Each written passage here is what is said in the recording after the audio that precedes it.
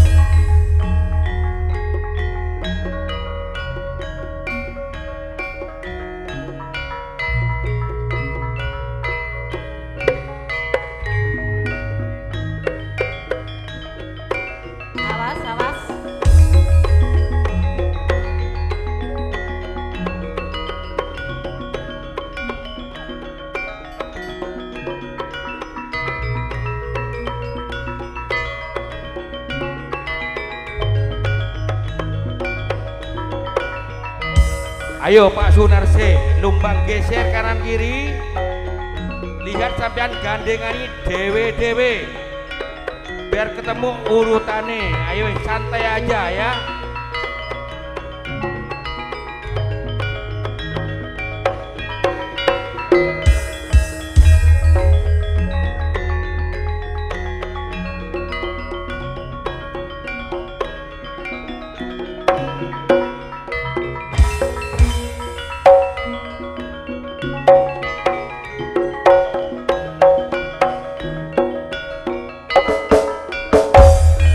Kalamu besok kapan?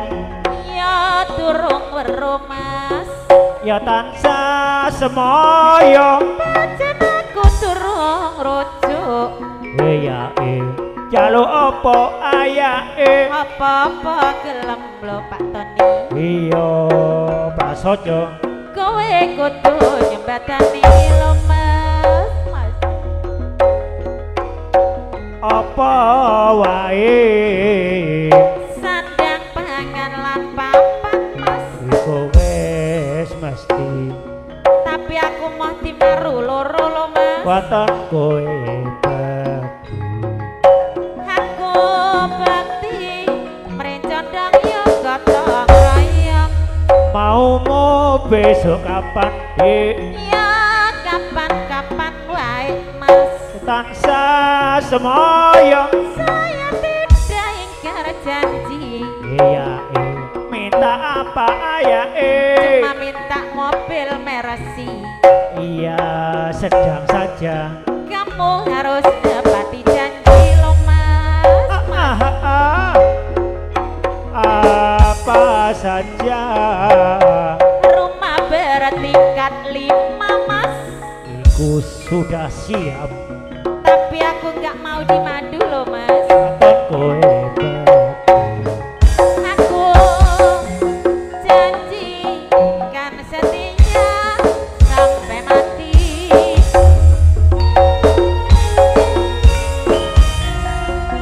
Sing tahu ati nisun bingung kediki.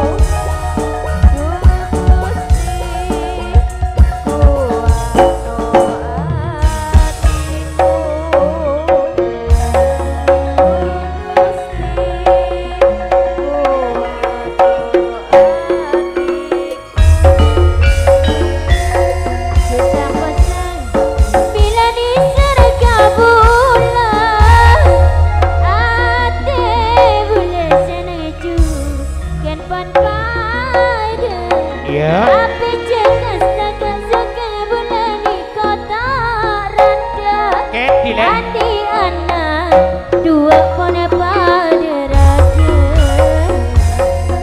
Masalah le senajan tika modrande. Kabestikaran itu kedingoda. Tadi anak tika ngocak ledek kabula.